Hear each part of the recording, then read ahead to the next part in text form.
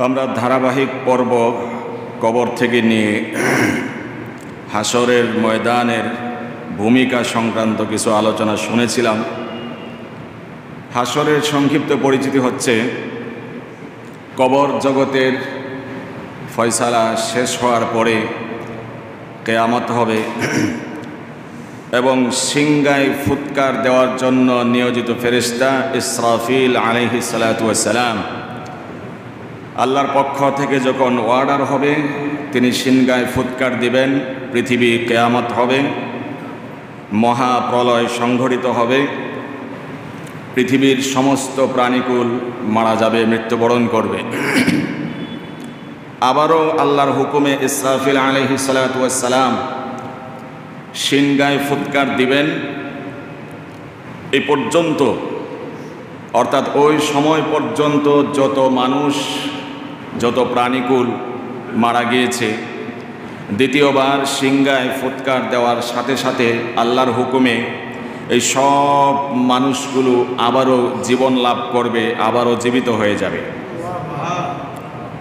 জীবিত হওয়ার পরে যেই জগতের দিকে ছুটবে সেই জগতের নাম হচ্ছে হাসর। আর একটু সহজ পরিচিতি হচ্ছে যেই ময়দানে, যেই মাঠে, যে বিশাল মাঠে বান্দা বান্দির হিসাব নিকাশ হবে, বিচার কার্য পরিচালিত হবে এবং যেখান থেকে জান্নাত বা জাহান্নামের ফয়সালা হবে, ওই ময়দান বা ওই মাঠের নাম কি? হাসরের ময়দান। হাসরের ময়দানের কথা আমরা বলছি। তো হাসরের ময়দান, এখান থেকে বিচার কার্য পরিচালিত হবে। বান্দা বান্দি জান্নাতে যাবে নাকি জাহান্নামে যাবে সেখান থেকে সেটা ডিক্লেয়ার হবে। আল্লাহ রাব্বুল আলামিন সেখান থেকে সেটা ফয়সালা করবেন। সেই জগৎটার নাম হচ্ছে হাসর বা হাসরের ময়দান আমরা বলে থাকি, ময়দানে মাহশার বলে থাকি। কোরআনুল কারীমের এই ব্যাপারে সূরাতু ইয়াসিন আমাদের পরিচিত সূরা এবং পরিচিত আয়াত, ওয়া নুফিখা ফিস সূরি ফাইদা হুম মিনাল আজদাতি ইলা রাব্বিহিম ইয়ানসিলুন। যখন ইসরাফিল আলাইহিস সালাতু ওয়াস সালাম সিংগায় ফুৎকার দিবেন, মানুষগুলো আবারও জীবন লাভ করবে এবং ইলা রাব্বিহিম ইয়ানসিলুন, সমস্ত মানুষ দলে দলে বিভক্ত হয়ে বিচারের ময়দান সেখানে সমবেত হবে। একটু পরেই আল্লাহ এই সূরাতে বলেছেন, ইন কানাত ইল্লা সাইহাতান ওয়াহিদাতান ফাইদা হুম জামিউল লাদাইনা মুহদারুন। যখন ফুৎকার দেওয়া হবে, ইসরাফিল আলাইহিস সালাতু ওয়াস সালাম সিংগায় ফুৎকার দিবেন, মানুষগুলো পুনঃজাগ্রত হবে এবং সেই ময়দানে মাহশারের দিকে একত্রিত হতে থাকবে, সমবেত হতে থাকবে। সেদিন আল্লাহ বিন্দু পরিমাণ কারো উপরে জুলুম করবেন না। যার যতটুকু প্রাপ্য ততটুকুই আল্লাহ রাব্বুল আলামিন সেদিন বুঝিয়ে দিবেন। তবে বিশেষভাবে উল্লেখযোগ্য একটি বিষয়, জানার বিষয়, সেটি হচ্ছে মানুষ সবাই তো কবর থেকে উঠবে, বিশ্বাস আছে না নাই? তবে সবাই একসাথে মামুর বাড়িতে যাবে এমন না, একই সিস্টেমে একই পদ্ধতিতে যাবে এমন না, বরং রাসূল সাল্লাল্লাহু আলাইহি ওয়াসাল্লামের ভাষ্য মতে ইউহশারুন নাসু ইয়াউমাল কিয়ামাতি সালাসাতা আসনাফিন। কবর জগৎ থেকে যারা হাসরের ময়দানের দিকে রওনা করবে তাদের মধ্যে তিনটি শ্রেণী হবে, তিনটি বিভক্তি হবে, তিনটি গ্রুপ হবে। এদের মধ্যে একটি গ্রুপ থাকবে সিনফান মুশাতান, এই দলগুলো পায়ে হেঁটে হেঁটে হাসরের ময়দানের দিকে ছুটে চলবে। আরেকটি গ্রুপ হচ্ছে ওয়াসিনফান রুকবানান, দ্বিতীয় পার্সন যারা থাকবে, দ্বিতীয় গ্রুপের জন্য আল্লাহ রাব্বুল আলামিন ভিআইপি বাহনের ব্যবস্থা করে তাদের রিসিপশনের জন্য পাঠাবেন এবং তারা সেই বাহন দিয়ে সরাসরি আল্লাহর আরশে আজিমের নিচে চলে যাবে। চিল্লায়ে বলেন সুবহানাল্লাহ। আরেক দল থাকবে, এদের অবস্থা হবে খুব ভয়াবহ। রাসূল সাল্লাল্লাহু আলাইহি ওয়াসাল্লাম ঘোষণা দিচ্ছেন, ওয়াসিনফান আলা ওয়ুজুহিহিম, এরা পায়ে হেঁটেও যাবে না, রিসিপশনের জন্য ভিআইপি কোনো গাড়িরও ব্যবস্থা থাকবে না, বাহনের ব্যবস্থা থাকবে না, বরং তাদের চেহারাগুলো নিম্নগামী করে দেওয়া হবে, পাগুলো উপর দিকে তুলে দেওয়া হবে, চেহারা হেসরাতে হেসরাতে হাসরের ময়দানে হাজির হবে। নাউজুবিল্লাহ। তাহলে হাসরের ময়দানে মানুষ উপস্থিত হবে কয় গ্রুপে বিভক্ত হয়ে? 1 নাম্বার পায়ে হেঁটে, 2 নাম্বার বাহনে চড়ে, 3 নাম্বার চেহারার উপরে ঘষে ঘষে সেই হাসরের ময়দানে উপস্থিত হবে। যদি প্রশ্ন জাগতে পারে যে চেহারা দিয়ে কি হাঁটা সম্ভব নাকি, এই প্রশ্ন সাহাবায়ে কেরাম রাদিয়াল্লাহু তাআলা আনহুম আজমাইন তাদের হৃদয়ে ছিল। তারা প্রশ্ন করেছেন, ইয়া রাসূলুল্লাহ, এটা কিভাবে সম্ভব? চেহারার উপর কি হেঁটে হেঁটে যাওয়া যায় নাকি? হামাগুড়ি দিয়ে বা অনেক মানুষ দেখবেন প্র্যাকটিস করতে করতে ওরা 2 হাতের উপরে ভর করে পা দুটা খাড়া করে উপর দিকে দিয়ে কিছুটা দূর আগাতে পারে, হাঁটতে পারে, কিন্তু চেহারা ঘষে ঘষে চেহারা হেঁচড়ে হেঁচড়ে হাঁটতে পারে এমন কোনো মানুষ দেখছেন আপনারা? সাহাবীদের ভিতরে প্রশ্ন জাগ্রত হলো, ইয়া রাসূলুল্লাহ, এটা কিভাবে সম্ভব? চেহারার উপরে কিভাবে হেঁটে হেঁটে তারা যাবে? হুজুর সাল্লাল্লাহু আলাইহি ওয়াসাল্লাম জবাব দিলেন, যেই আল্লাহ দুনিয়াতে থাকতে তাকে পায়ে হেঁটে হেঁটে বিচরণ করিয়েছেন, সেই আল্লাহ চেহারার উপরে ভর করে বিচরণ করার শক্তি আল্লাহ সেদিন দান করবেন। সেদিন আল্লাহ সেই শক্তি তাদেরকে দান করবেন। তো এই 3 শ্রেণীর আমরা কোন শ্রেণীতে থাকতে চাই? বলেন না, ভিআইপি থাকতে চাই। আল্লাহ কবুল আর মঞ্জুর করুন। আল্লাহ যেন আমাদের রিসিপশনের জন্য জান্নাতি বাহনের ফয়সালা করেন। জোরে বলেন আল্লাহুম্মা আমিন। আর যদি তা নাও হয়, হেঁটে হেঁটেও যদি যাই, এটাও তো মোটামুটি হয়তো একটু কষ্ট বেশি হওয়ার বিষয়। ওখানকার কষ্ট আর জাগতিক কষ্ট তো একরকম না। অবস্থা যদি এমন হয় মুখের উপরে ভর করে করে হাসরের ময়দানে উপস্থিত হতে হয়, এর চেয়ে লাঞ্ছনা বঞ্চনা আর কিছু হতে পারে না। সেদিন আল্লাহ রাব্বুল আলামিন সেখানে বিচারের ফয়সালা কার্যক্রম শুরু করবেন, এবং সেদিন যারা বিচারের আওতায় আসবে, যারা বিচারের আওতায় চলে আসবে, এদের উপায় থাকবে না। অবস্থা ভয়াবহ হবে। রাসূল সাল্লাল্লাহু আলাইহি ওয়াসাল্লাম বলেছেন, মান নুকিশাল হিসাবা ইয়াউমাল কিয়ামাহ উযযিবা। যাদেরকে আল্লাহ রাব্বুল আলামিন হিসাব চাইবেন, হাসরের ময়দানের ইম্পর্টেন্ট কিছু প্রশ্ন সোয়াল আছে, সময় থাকলে ইনশাআল্লাহ আলোচনা হবে। তো আল্লাহ যাদের থেকে সেদিন হিসাব চাইবেন, বিচারের মজলিস কায়েম করবেন এবং বিচার করবেন। এগুলো করেছিলা কেন বলো, এগুলো কেন করেছিলে বলো, এই অন্যায় কেন করেছিলে বলো, জুলুম কেন করেছিলে বলো, নির্যাতন কেন করেছিলে বলো, মানুষের উপরে অন্যায়ভাবে মানুষের সম্পদ আত্মসাৎ করেছিলে কেন বলো, চাঁদাবাজি করেছিলে কেন বলো, মাস্তানি করেছিলে কেন বলো, টেন্ডারবাজি করেছিলে কেন বলো, মানুষের লুটপাট কেন করেছিলে বলো। এই প্রশ্নের সম্মুখীন যদি কোনো নেতা খেতার হতে হয়, আল্লাহর আদালতে সেদিন মুক্তি পাওয়া যাবে।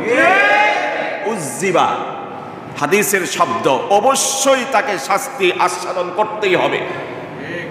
সেদিন এগুলোর বিচার হবে। সওয়াল জবাবের সম্মুখীন হয়ে গেলে বাঁচার কোনো উপায় নাই। কতটুকু শাস্তি আমরা সহ্য করতে পারবো বলেন তো? একটা মোমের উপরে কত সেকেন্ড আমরা হাত রাখতে পারি, আর সেটা যদি পাওয়ারের পর পাওয়ারফুল অগ্নি হয়, সেই শাস্তি আস্বাদন করার মতো কারো ক্ষমতা থাকলেও আমার অন্তত নাই। আপনাদের আছে নাকি? তখনকার পরিস্থিতিতে হবে ভয়াবহ। আল্লাহর শাস্তি উজ্জিবা, তাকে অবশ্যই আস্বাদন করতে হবে। যদি সেদিন গ্রেফতার হয়ে যায়, হিসাবের সম্মুখীন যদি হয়ে যায়, অবশ্যই তাকে সেদিন আল্লাহর শাস্তির আওতায় আসতে হবে। দুনিয়ার মানুষ যখন দুর্নীতিবাজি অত্যাধিক হয়ে যায়, অনিয়ম অনেক বেশি হয়ে যায় কোনো রাষ্ট্রে, এরপরে যখন কোনো কারণবশত ক্ষমতা বদল হয়, তারপরে জানে যে আমি যে দুর্নীতি করছি, যে অপকর্ম করছি, এগুলোর হিসাব দুনিয়ার তার আদালতে আমি দিতে পারবো না, এর চেয়ে দেশ থুইয়া দেশ ছাইড়া বাগি, এটাই ভালো। দুনিয়াতে এই ধরনের কাঠগড়াতে দাঁড়ানোর ভয় ভীতি থাকার কারণে দেশের বাহিরে গিয়ে আশ্রয় নেওয়া সম্ভব। আল্লাহর আদালতে যদি ধরা খেয়ে যায়, সেখান থেকে পালানোর আর কোনো ব্যবস্থা থাকবে না। তো এই যে 3 গ্রুপ হবে, এক গ্রুপের হিসাব নিকাশ হবে শুধুমাত্র এক গ্রুপের, যারা পায়ে হেঁটে হেঁটে যাবে হাসরের ময়দানে, এদের হিসাব নিকাশ হবে। এই মানুষগুলো কিছু ঈমান আছে, কিছু ঈমানের ছিটাফাটা আছে, ভালো কাজ আছে, মন্দ কাজ আছে, যার কারণে হিসাব নিকাশ হবে। ভালোটা বেশি না মন্দটা বেশি, এদের হিসাব নিকাশ হবে। আর যাদের আল্লাহ রাব্বুল আলামিন রিসিপশনের জন্য গাড়ি পাঠাবেন, বাহন পাঠাবেন, ওদেরকে আল্লাহর ফেরেশতারা সেই বাহনে করে সরাসরি আল্লাহর আরশে আজিমের নিচে, ছায়ার নিচে জায়গা করে দিবেন। এদের তো আর হিসাব নাই, তোমাদের হিসাবের দরকার কি? তোমরা ভালো কাজ করছো, আমি আল্লাহরে খুশি করছো, রিসিপশনের জন্য বাহনের ব্যবস্থা করলাম, সবচেয়ে উত্তম উৎকৃষ্ট জায়গা আমি আল্লাহ রব্বুল আলামিন আমার আরশে আজিমের নিচে তোমাদেরকে জায়গা করে দিলাম। সুবহানাল্লাহ। আর এক গ্রুপ আছে যারা চেহারার উপরে ভর করে করে হেসড়ে হেসড়ে যাবে হাসরের ময়দানে। হাসরে যাওয়ার দরকার নাই, কারণ এদের তো হিসাবেরই দরকার নাই। কেন? ঈমান নাই, আর হিসাবের দরকার কি? শুধু খামাখা সময় নষ্ট করে লাভ আছে নাকি? কত কোটি, কত বিলিয়ন, কত মিলিয়ন কিয়ামত পর্যন্ত মানুষের গমনাগমন হবে, এটা কি আমরা জানি নাকি? এত মানুষের বিচার, এত মানুষের হিসাব নিকাশ, এর চেয়ে শর্ট করুক। যারা ভালো কাজ করছে 100-তে 100 মার্ক পেয়েছে, যাও আল্লাহর আরশে আজিমের নিচে গিয়ে রেস্ট নাও, বিশ্রাম নাও। আর যাদের ঈমান নাই, ভালো কাজ অনেক আছে দুনিয়াতে, এগুলোর কৃতিত্ব অর্জন করা সম্ভব হলেও আমাদের ইয়াকিন, আমাদের বিশ্বাস, আমাদের ঈমান হচ্ছে হাজার ভালো কাজ করলেও ঈমানের দৌলত যদি ভিতরে না থাকে, আল্লাহর দরবারে চালানোর মূল্য নাই। সেগুলো দিয়ে মুক্তিরও আশা করা কোশ্চেনকালেও সম্ভব না। এটা হচ্ছে আমাদের আকীদা, আমাদের বিশ্বাস। বিচার হবে কাদের? ওই যে যারা পায়ে হেঁটে হেঁটে যাবে, ঈমান আছে, কিছু ভালো কাজ, কিছু মন্দ কাজ, এদের বিচার হবে, এদের হিসাব নিকাশ হবে। সেই হিসাব নিকাশের সময় আল্লাহ রাব্বুল আলামিন তাদেরকে জানতে চাইবেন, এগুলো করছিলা কিনা, এই করেছিলে কিনা। যদি সেদিন আল্লাহ রাব্বুল আলামিন মুক্তি না দেন, অবস্থা খুবই ভয়াবহ হবে। আর যারা ঈমান নাই, বিনা হিসাবে জাহান্নামে যেতে হবে। তাদের ব্যাপারে আল্লাহ রাব্বুল আলামিন বলেছেন, ফালা নুকিমু লাহুম ইয়াউমাল কিয়ামাতি ওয়াজনা। এদের তো ঈমানই নাই, এদের হিসাব নিকাশেরও দরকার নাই, সরাসরি কই যাবে? ইউআরাফুল মুজরিমুনা বিসিমাহুম ফায়ুখাযু বিন নাওয়াসি ওয়াল আকদাম। ফেরেশতারা চিনবে তাদের আলামত দেখে, নিদর্শন দেখে দেখে, চেহারার ছাপ দেখে দেখে তারা চিনতে পারবে যারা মুজরিম, অপরাধী, এরা অপকর্ম করেছে, এদের জন্য জাহান্নাম অবধারিত। ফেরেশতারা সেটা চিনতে পারবে এবং তাদের যে ফয়সালা, সেই ফয়সালা অনিবার্য হয়ে যাবে। তাদেরকে গ্রেফতার করার জন্য জাহান্নামটাকে সামনে নিয়ে আসা হবে, নাউজুবিল্লাহ। এবং 70,000 ফেরেশতা জাহান্নামকে টেনে হেঁচড়ে আনবে এবং সেই জাহান্নামের ভিতরে 70,000 শিকল দ্বারা আবদ্ধ থাকবে। এই 70,000 শিকল দিয়ে টেনে টেনে 70,000 ফেরেশতা জাহান্নামকে জাহান্নামীদের সামনে, অপরাধীদের সামনে এসে হাজির করবে। অতঃপর তারা বিনা হিসাবে সেই জাহান্নামের শাস্তি আস্বাদন করতে থাকবে। এদের শাস্তির কোনো অন্ত থাকবে না, কারণ কি নাই? তাদের ঈমান নাই। ঈমান না থাকার কারণে আল্লাহ রাব্বুল আলামিন তাদেরকে অনন্তকাল পর্যন্ত জাহান্নামের শাস্তি দিতেই থাকবেন, দিতেই থাকবেন, দিতেই থাকবেন। এরপরে আসুন জাহান্নামের সচিত্র আমরা একটু জেনে নেই। জাহান্নামটা আল্লাহর হাবিব সাল্লাল্লাহু আলাইহি ওয়াসাল্লাম ঘোষণা দিয়েছেন যে জাহান্নাম থেকে, কবর থেকে মানুষ হাসরের ময়দানে কিভাবে উঠবে, এটার একটা পদ্ধতি আছে। আল্লাহর হাবিব সাল্লাল্লাহু আলাইহি ওয়াসাল্লাম বলেছেন, ইউহশারুন নাসু ইয়াউমাল কিয়ামাতি হুফাতান উরাতান গুরলান। অর্থাৎ হুজুর সাল্লাল্লাহু আলাইহি ওয়াসাল্লাম ঘোষণা দিচ্ছেন যে কাল কিয়ামতের ময়দানে মানুষগুলো যখন হাসরের ময়দানে উঠবে, তাদের শরীরে কোনো কাপড় থাকবে না, বিবস্ত্র থাকবে। হুফাতান উরাতান গুরলান, এবং তারা খতনাবিহীন থাকবে, পায়ে কোনো স্যান্ডেল থাকবে না। এইভাবে আল্লাহ রাব্বুল আলামিন তাদেরকে উপস্থিত করবেন হাসরের ময়দানে। আল্লাহর হাবিব সাল্লাল্লাহু আলাইহি ওয়াসাল্লামের স্ত্রী আয়েশা রাদিয়াল্লাহু তাআলা আনহা, উনি প্রশ্ন করলেন, ইয়া রাসূলুল্লাহ, হাসরের ময়দানে মানুষের কোনো কাপড় থাকবে না, বিবস্ত্র অবস্থায় উঠবে, বস্ত্রহীন অবস্থায় উঠবে, নারী পুরুষ সকলে একসাথে উঠবে, একজন আরেকজনের দিকে তাকাবে না, লজ্জা লাগবে না? আল্লাহু আকবার। আয়েশা রাদিয়াল্লাহু তাআলা আনহুর লজ্জাবোধ, মরণের পরে একসাথে হাসর নাসর হবে, পুরুষ মহিলা একসাথে উঠতে হবে, একজন আরেকজনের দিকে তাকাবে কিনা এই ভয় তার ভিতরে সঞ্চার হয়েছে। আর আমার দেশ, আমার বিশ্ব এত আধুনিক, অত্যাধুনিক, মডার্ন যুগে পরিণত হয়েছে, আজকালের মেয়েরা নিজের বস্ত্রটা খুলে দেখাতে পারলেই যেন স্বাচ্ছন্দ্য বোধ করে। সবাইকে আমি বলছি না, যারা বউ ব্যবসা করে, আছে না নাই? একটু ইঙ্গিত দিয়ে বুঝাই দিই, নাইলে তো আবার সমালোচনা করবেন। এটা যারা নিউ জেনারেশন তারা জানে, 2টা টাকা কামানোর জন্য, ডলার কামানোর জন্য নিজে তো পাগলামি করে করে অনলাইনে, ফেসবুকে, টিকটকে, ইউটিউবে ইত্যাদি ইত্যাদি অনলাইন গ্রুপে তারা এগুলো করে থাকে। শেষমেশ নেক্সট শুরুতে নিজের বউটা কি কি রান্না করে এগুলো দেয় আস্তে আস্তে। এরপরে যখন ভিউ বাড়তেছে, বেডি মানুষের চাহিদা বেশি, তারপরে বেডি আস্তে করে সামনে আসে, ফেস শো করে, প্রথমে মাস্ক পরা থাকে, এরপরে দেখে যে না খুললে মনে হয় আরও ভিউ বাড়ে, আগের চেয়ে বাড়তেছে, মাস্ক খুলে আস্তে আস্তে তার দেহ নগ্ন, অর্ধ নগ্ন হয়ে যায়। এমন বেহায়া নারী বাংলাদেশে আছে না? জানানার দাম নাই। তোমার চেয়ে সেই যুগের বান্দি যারা ছিল শতগুণে তারা ভালো ছিল। তাদেরকেও বাজারে নিয়ে উপস্থিত করা হতো, বিক্রি করা হতো। সবচেয়ে সুন্দর বান্দি কোনটা, মনিবরা সেটাকে চুজ করত, দামি টাকা দিয়ে নিয়ে তার চেহারা দেখে, সুরত দেখে বেশি টাকা দিয়ে তাকে নিয়ে যেত। তুমি তো সেই বান্দির চেয়েও নিকৃষ্ট। একেই তো, ওদেরকে সুরত দেখে, বডি ফিটনেস দেখে, সৌন্দর্য দেখে মনিব ক্রয় করে নিয়ে যেত টাকার বিনিময়ে। আর এরাও নিজেরে যত খুলতে পারে ততই ভিউ বাড়ে, পয়সা বাড়ে, বান্দির চেয়েও নিকৃষ্ট এরা। এখনো সময় আছে, সোচ্চার হন। বাস্তব কথা এগুলো।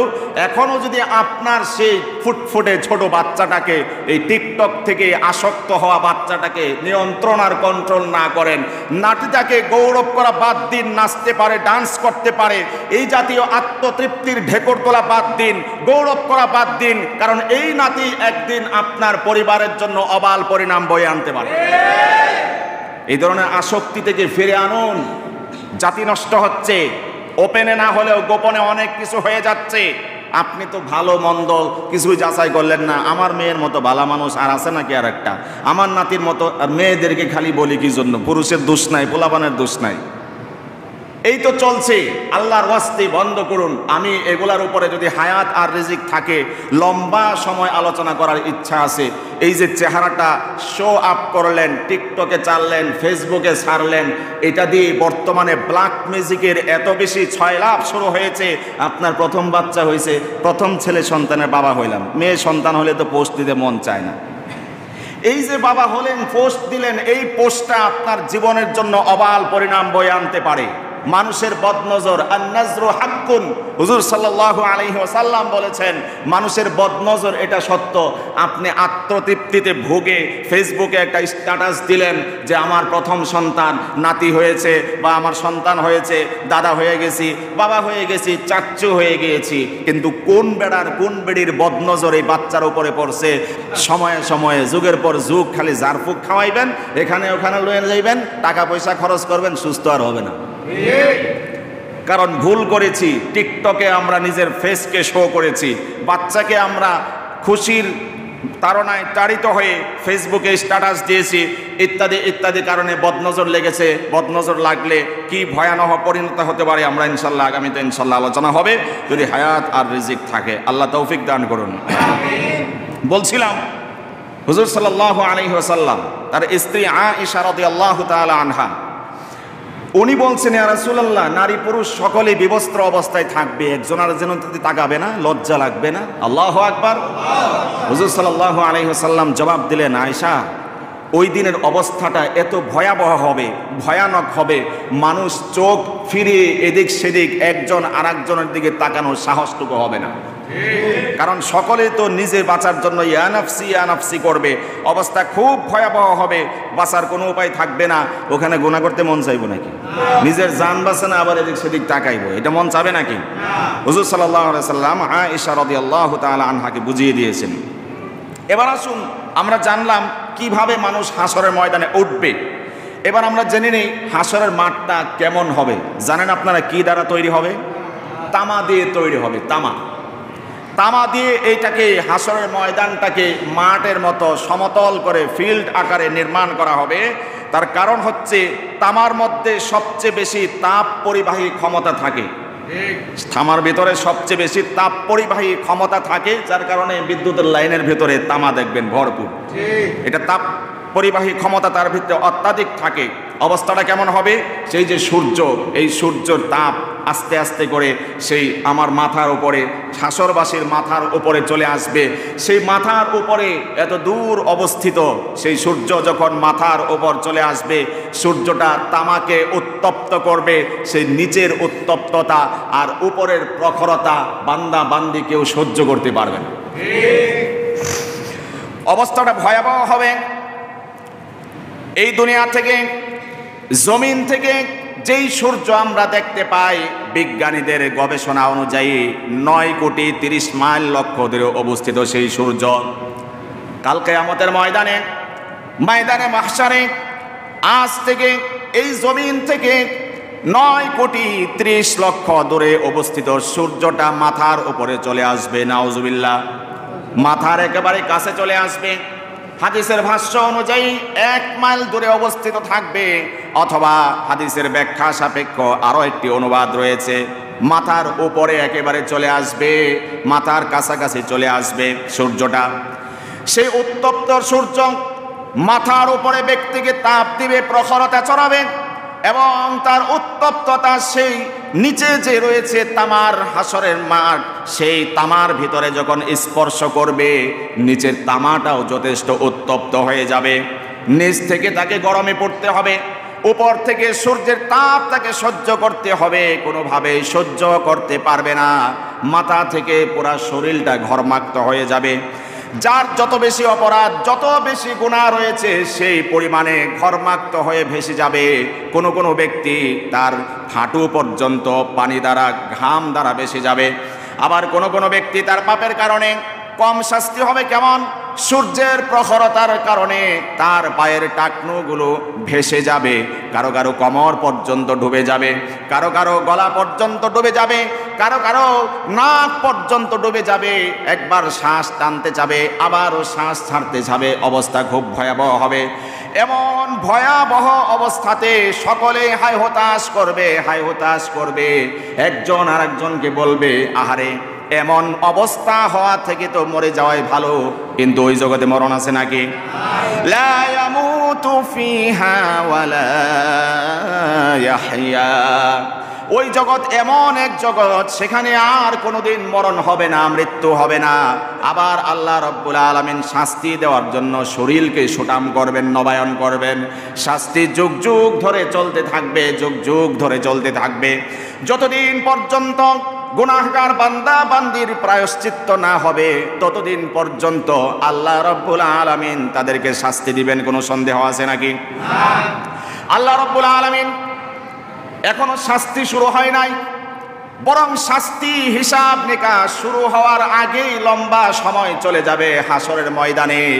এই ধরনের সূর্যের প্রখরতা সইতে সইতে 50,000 বছর পর্যন্ত চলে যাবে। জোরে বলেন আল্লাহু আকবার। আর দুনিয়ার হিসাবের মতো বৎসর নয়। আল্লাহ রাব্বুল আলামিন কোরআনুল কারীমে ইরশাদ করেছেন, ওয়া ইন্না ইয়াওমান ইনদা রাব্বিকা কাআলফি সানাতিম মিম্মা তাউদ্দুন।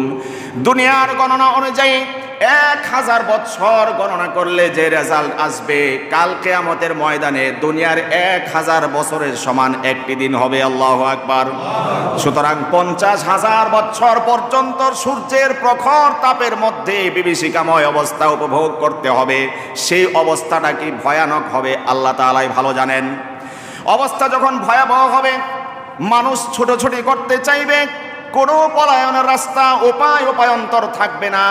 অবশেষে একজন আর একজনকে বলতে থাকবে, চলো না আমরা যে বিপদের মধ্যে আছি কারো কাছ থেকে সুপারিশ কামনা করি। এমন কি কেউ নাই যে সুপারিশ করে আমাদেরকে ফয়সালা করে দিতে পারে? এই আযাব আর সহ্য হয় না। এমন ভয়াবহ পরিস্থিতি হবে, সে এই আযাবটাকে কামনা করতে থাকবে, আমাদের জন্য হিসাব নিকাশ শুরু করে দেওয়া হোক, আমাদের জন্য ফয়সালা হয়ে যাক, এটাই আমরা চাই। এভাবে সমস্ত জাহান্নামীরা, সমস্ত হাসরবাসীরা এই কামনা করতে থাকবে যে অবস্থায় তো সিরিয়াস, বিচার টিচার কবে হইব ছেড়ে দেন না। চোর যখন ধরা খায় তখন ও চিন্তা করে গণধুলাই খাওয়ার চেয়ে জেলখানায় চলে যায়। কথা বলেন? কারণ ওখানে জানে, ওর আত্মবিশ্বাস আছে, কনফিডেন্স আছে যে ওই হাজতে যদি যাইতে পারি, চোর থাপড় 2টা দিয়ে কালকে এক রাত রাইখে আমার বিদায় করে দেব। কিন্তু জনগণের হাতে যদি থাকি উপায় নাই। এই বিশ্বাস চোরের আছে না নাই? তো ওই সময় এমন ভয়াবহ পরিস্থিতি হবে, ওরা চাইবে যে বিচারটা হয়ে যাক না, বিচারটা হয়ে যাক। এখনো তো বিচারের কিছুই হয় নাই, শুধুমাত্র সূর্যের প্রখরতা, নিচের উত্তাপ এবং উপরের উত্তাপ দুটা মিশ্রণ হয়ে ব্যক্তিকে এমন ভাবে কষ্ট দিতে থাকবে, চাইবে যে আমাদের বিচারটা হয়ে যাক না, জান্নাত দেখ জাহান্নাম দেখ, একটা হয়ে যাক না। এইভাবে তারা বলা বলি করবে যে আমাদের জন্য সুপারিশ করার কেউ নাই নাকি। যখন তারা পরামর্শ করবে, নিজেরাই বলা বলি করবে, চলো চলে যাই সাইয়্যিদুনা আমাদের পিতা আদম আলাইহিস সালাতু ওয়াস সালামের কাছে। লোকেরা দলবদ্ধ হয়ে আদি পিতা আদম আলাইহিস সালাতু ওয়াস সালামের কাছে ছুটে চলে যাবে এবং তার কাছে প্রার্থনা করবে, আল্লাহর পয়গম্বর, আপনি আমাদের পিতা, আমরা আপনাদের সন্তান। আজকের এই বিভৎস অবস্থা আপনি কি লক্ষ্য করছেন না? মহা মুসিবতের ভিতরে আসি, মেহেরবানি করে আল্লাহর দরবারে আপনি সুপারিশ করুন, কারণ আল্লাহর প্রথম পয়গম্বর আপনি। আল্লাহ রব্বুল আলামিন নিজের কুদরতি হাত দ্বারা আপনাকে সৃষ্টি করেছেন, আপনি আমাদের জন্য সুপারিশ করুন। আদম আলাইহিস সালাতু ওয়াস সালাম জবাব দিবেন, না না, আমি আল্লাহ রব্বুল আলামিন আজ এত বেশি রাগান্বিত হয়ে আছেন, বিগত সময়ে কোনোদিন এত বেশি রাগ করেন নাই, সামনের সময়েও আর এত বেশি রাগ করবেন না। এত বেশি রাগান্বিত হয়ে আছেন, আমি নিজের চিন্তা নিজে করছি, কারণ আল্লাহ রব্বুল আলামিন সেই নিষিদ্ধ গাছের কাছে যেতে আমাকে নিষেধ করেছিলেন, কিন্তু আমি সেটা ভুলে গিয়েছিলাম, সেই নিষিদ্ধ গাছের কাছে আমি গিয়েছিলাম। আমি জানি না আজ আমার কি ফয়সালা হবে, আমি তোমাদের জন্য সুপারিশ করতে পারবো না। তোমরা বরং চলে যাও, তোমাদের আরেকজন পয়গম্বর নূহ আলাইহিস সালাতু ওয়াস সালাম, তার কাছে চলে যাও। নূহ আলাইহিস সালাতু ওয়াস সালামের কাছে তারা যাবে, বড় আশা নিয়ে যাবে, বড় ভরসা নিয়ে যাবে।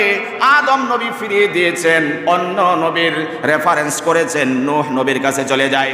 লোকেরা দলবদ্ধ হয়ে নূহ আলাইহিস সালাতু ওয়াস সালামের কাছে গিয়ে একে দরখাস্ত করবে, ও আল্লাহর পয়গম্বর, আপনি তো আল্লাহর পয়গম্বর, মেহেরবানি করে আপনি আমাদের জন্য সুপারিশ করুন, মহা মুসিবতের ভিতরে আছি। আল্লাহর পয়গম্বর নূহ আলাইহিস সালাতু ওয়াস সালাম একই জবাব দিবে, আদম নবীর মতো সুরের সাথে সুর মিলিয়ে জবাব দিবে। আল্লাহ রাব্বুল আলামিন এত বেশি আজ রাগান্বিত আছেন, বিগত দিনে কোনোদিন এত বেশি রাগ করে নাই, সামনেও কোনোদিন এত বেশি রাগ করবেন না। আমি তোমাদের জন্য সুপারিশ করতে পারবো না, কারণ আমি আমার কওমের বিরুদ্ধে বদদুয়া দিয়েছিলাম, জানি না আমার কি হবে আজকে, আমি নিজের চিন্তা নিজে করছি। বরং তোমাদেরকে আমি বলে দিচ্ছি, চলে যাও, ইব্রাহিম আলাইহিস সালাতু ওয়াস সালামের কাছে চলে যাও। লোকেরা বড় আশা নিয়ে ভরসা নিয়ে ইব্রাহিম আলাইহিস সালাতু ওয়াস সালামের কাছে ছুটে যাবে। ইব্রাহিম নবীকে বলবে, আল্লাহর পয়গম্বর, বড় মুসিবতের ভিতরে আছি, আপনি তো খলিলুল্লাহ, আল্লাহর জলিলুল কদর পয়গম্বর এবং আল্লাহর বন্ধু, আপনি মেহেরবানি করে আমাদের জন্য সুপারিশ করুন। ইব্রাহিম আলাইহিস সালাতু ওয়াস সালাম জবাব দিবেন, আজ আমি নিজেকে নিয়ে নিজে চিন্তিত, কারণ ওই যে আল্লাহ রাব্বুল আলামিন আমাকে দুনিয়াতে পাঠিয়েছিলেন, কারণ বশত 3 জায়গাতে আমি তাওরিয়া হিসেবে কথা বলেছিলাম, জানি না সেই কথাগুলোকে আজকে মিথ্যাবাদী রূপে আমাকে আখ্যায়িত করা হয় কিনা। আমি নিজের চিন্তা নিজে করছি, জানি না কি হবে, আমি তোমাদের জন্য সুপারিশ করতে পারবো না, বরং তোমরা চলে যাও মূসা পয়গম্বরের কাছে। লোকেরা দলবদ্ধ হয়ে মূসা আলাইহিস সালাতু ওয়াস সালামের কাছে বড় আশার ভরসা নিয়ে ছুটে চলে যাবে। ও আল্লাহর পয়গম্বর, পৃথিবীতে আপনি একজন কালিমুল্লাহ, আল্লাহর সাথে আপনি কথা বলেছেন, আল্লাহর এত বড় মাপের পয়গম্বর আপনি, মেহেরবানি করে আজকে আমাদের জন্য সুপারিশ করুন, বড় মুসিবতের ভিতরে আছি, বিপদের ভিতরে আছি। মূসা আলাইহিস সালাতু ওয়াস সালাম জবাব দিবেন, না না না, আজকের দিনে আল্লাহ রাব্বুল আলামিন এত বেশি গুসা আর রাগ হয়ে আছেন, বিগত দিনে এমন কোনোদিন রাগ করেন নাই, সামনেও আর কোনোদিন এত বেশি রাগ করবেন না। আমি আজকে নিজের চিন্তায় যথেষ্ট চিন্তিত রয়েছি, কারণ দুনিয়াতে থাকা অবস্থায় একজন ব্যক্তিকে অন্যায়ভাবে আমি হত্যা করেছিলাম, জানতাম না আমি তাকে থাপড় মেরেছিলাম, মরে যাবে জানতাম না। আজকে আমি ভীত সন্ত্রস্ত, আল্লাহ রাব্বুল আলামিন সেই অপরাধের কারণে আজকে আমাকে নাকি জবাবদিহিতার কাঠগড়ায় দাঁড় করিয়ে দেয়। আমি তোমাদের জন্য কোনো রকমের সুপারিশ করতে পারবো না, চলে যাও বরং সেই ঈসা আলাইহিস সালাতু ওয়াস সালামের কাছে। লোকেরা ঈসা আলাইহিস সালাতু ওয়াস সালামের কাছে যাবে, ঈসা পয়গম্বর একই জবাব দিবেন, লোকেরা একই আবেদন নিবেদন করবে। ঈসা আলাইহিস সালাতু ওয়াস সালাম বলে দিবেন, আমি তোমাদের জন্য সুপারিশ করতে পারবো না, বরং তোমরা যেখানে গেলে সুপারিশ পেতে পারো বিশ্ব মানবতার মহান মুক্তির দূত, মহান দিশারি মুহাম্মাদুর রাসূলুল্লাহ সাল্লাল্লাহু আলাইহি ওয়াসাল্লামের কাছে চলে যাও, সেখানে সুপারিশ পেতে পারো। আল্লাহর যত বান্দা বান্দি রয়েছে হাসরের ময়দানের অবস্থা পর্যবেক্ষণ আর সেগুলো সইতে না পেরে একের পর এক পয়গম্বরের কাছে ছুটে চলবেন। অবশেষে আখিরি নবীর সন্ধান যখন পাবেন, ঈসা পয়গম্বর শেষ নবীর দিকে ইঙ্গিত করবেন, আল্লাহর বান্দা বান্দিরা সকলেই শেষ পয়গম্বরের দিকে চলে যাবেন।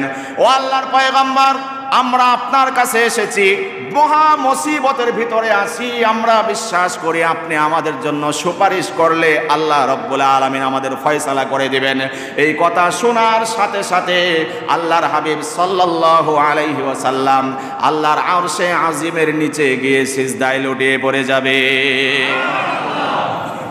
সিজদায় লুটিয়ে পড়ে আল্লাহর পয়গম্বর উম্মতের জন্য কান্না করতে থাকবেন, ফয়সালা সহজ হওয়ার জন্য কান্না করবেন, রোনাজারি করতে থাকবেন।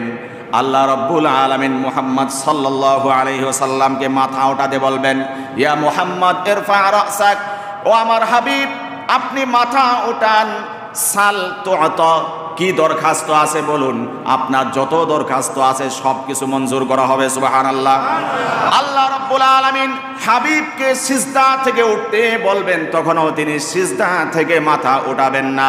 অবশেষে আল্লাহ রাব্বুল আলামিন বলবেন, ইশফা তুশাফা, আপনি যদি আপনার উম্মতের জন্য সুপারিশ করেন আমি আল্লাহ রাব্বুল আলামিন আপনার সুপারিশকে মঞ্জুর করে নিব। তো আসতে বলেন সুবহানাল্লাহ। বোঝা যায় না তো দুনিয়াতে থাকলে ওইখানকার হালতটা কেমন হতে পারে।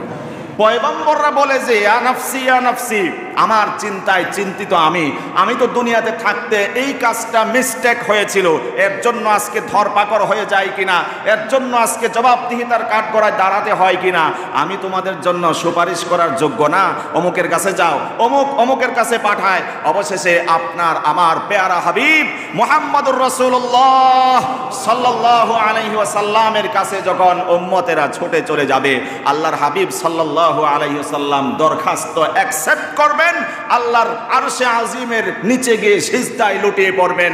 আল্লাহর এত রহম হবে, ভালোবাসা জাগ্রত হবে, হাবিব মাথা উঠান, কি বলার আছে বলুন, দরখাস্ত করুন, মঞ্জুর করা হবে, সুপারিশ করুন, সব সুপারিশ কবুল আর মঞ্জুর করা।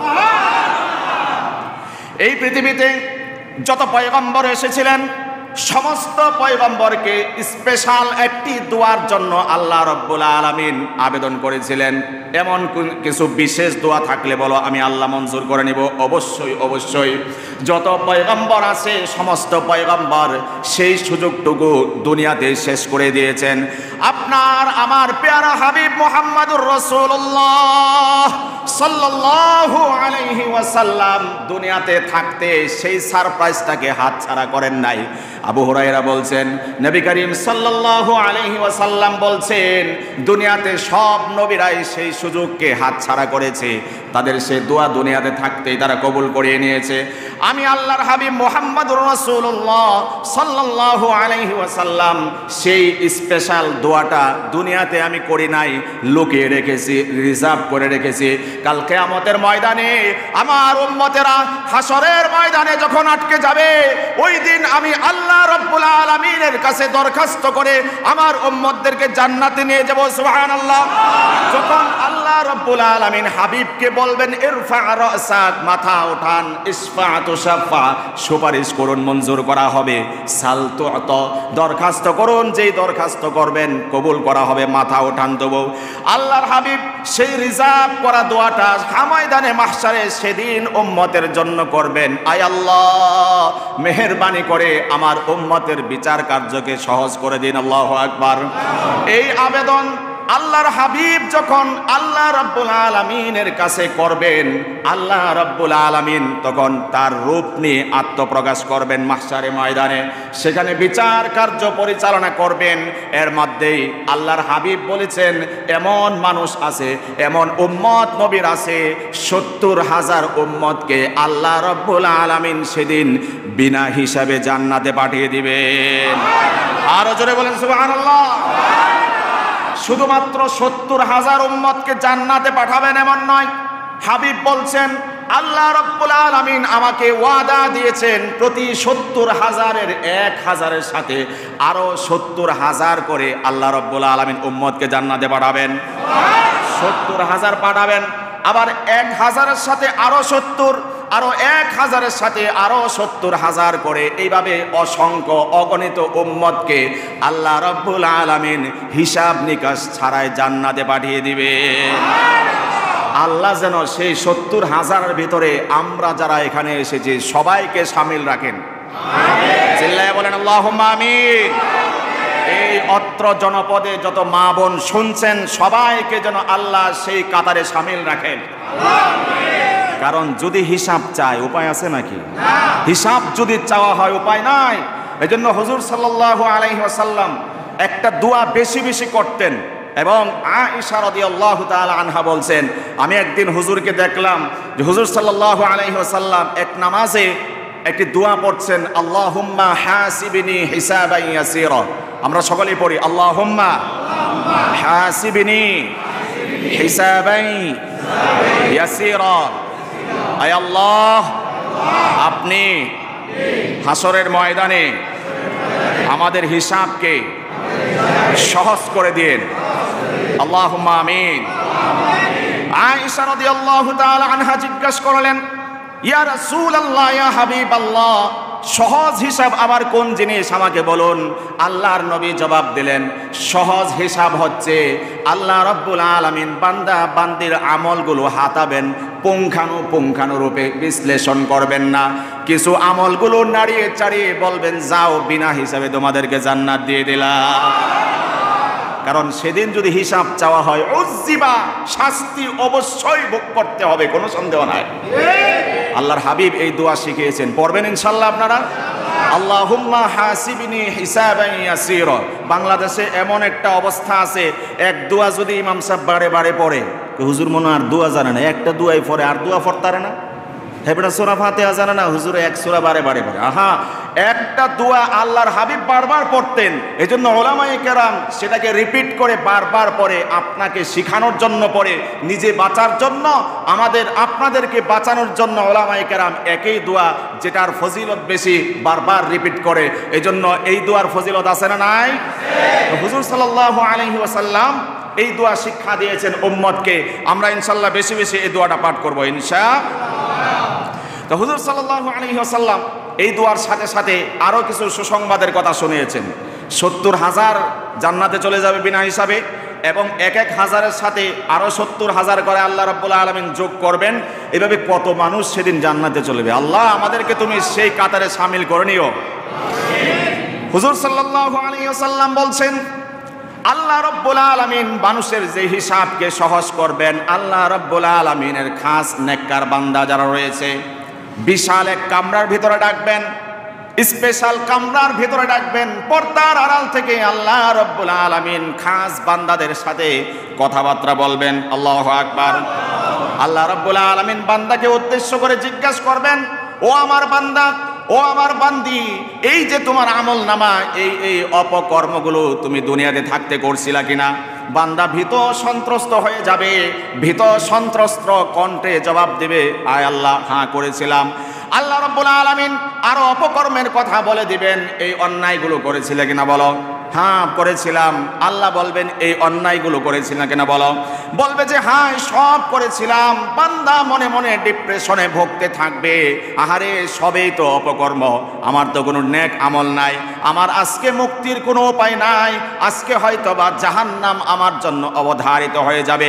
কিন্তু আল্লাহর পছন্দের বান্দা বান্দি হওয়ার কারণে আল্লাহ রাব্বুল আলামিন সেদিন স্বীকৃতি নেওয়ার পরেও বলবেন, বান্দা, ও বান্দি, তোমার এই অন্যায় কাজগুলো আমি সব জানতাম, আজ তুমি সেই সব অপকর্মগুলো স্বীকার করেছো, আজকে আমি তোমাদেরকে জাহান্নামে দিব না, আমি সব গুনাহ খাতা মাফ করে আমি আল্লাহ রাব্বুল আলামিন তোমাদের জন্য জান্নাতের ফয়সালা করে দিলাম। আল্লাহ যেন ওই নিরিবিলি নির্জন পরিবেশ যেখানে আল্লাহ পর্দার আড়াল থেকে আমাদের সাথে কথা বলবেন, সেখানে যেন আল্লাহ আমাদের ভুল ত্রুটি মাফ করে বিনা হিসেবে জান্নাতে যাওয়ার ফয়সালা করে দেন। জোরে বলেন আল্লাহুম্মা আমিন। আর যারা কঠিন অপরাধী হবে, কিছু মানুষকে তো আল্লাহ বিনা হিসেবে ছেড়ে দিবেন বা হিসাব নিকাশ তালাশ করবেন না। অনেক সময় কিছু শিক্ষক এমন থাকে, আমরা বিশেষ করে মাদ্রাসা যারা পড়াশোনা করি বা পড়াই, আমরা অনেক সময় দেখি একটা ছাত্র 33ও পায় না, 25 পায়, 20 পায়, কিন্তু ওটারে টান দিয়ে 5 নম্বর দিয়ে দিই, কারণ ওর যদি 5 নম্বর না পায় বোর্ডিংয়ের ডাইল বন্ধ হয়ে যাবে, খাবার বন্ধ হয়ে যাবে, জরিমানা আসবে, ইত্যাদি ইত্যাদি হয়রানি আসবে। এই জন্য আমরা রহম করে 25-এর ছাত্রটাকে আমরা 33 দিয়ে কমপক্ষে পাস করায় দেয়। আল্লাহ রাব্বুল আলামিন সেদিন বাচ্চাগুলো এত পুঙ্খানুপুঙ্খানুরূপে দেখবেন না। ভালো লাগছে আল্লাহর, কোনো কাজ ভালো লেগেছিল, আল্লাহ বলবেন যাও তুমি সব করছিলা, স্বীকারও করছো, মাফ করে দিলাম, জান্নাতে চলে যাও। সুবহানাল্লাহ।